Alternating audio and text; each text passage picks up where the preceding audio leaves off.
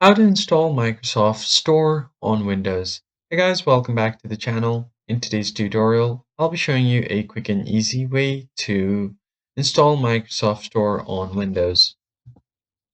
So if somehow you have uninstalled Microsoft Store from your laptop or device, and you cannot seem to find it anywhere on your PC, I've got a simple command that you can paste on your PowerShell that will get you the Microsoft Store back.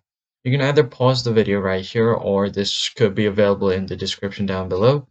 Just go ahead and copy this, and all you have to do is go to the search bar and simply search for PowerShell and run it as administrator. Click on Run as Administrator, click on Yes.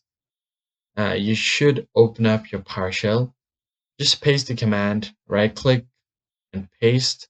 And you should be able to hit enter, and it's going to install Microsoft Store on your device.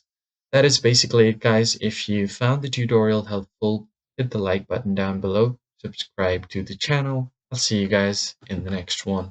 Thanks for watching.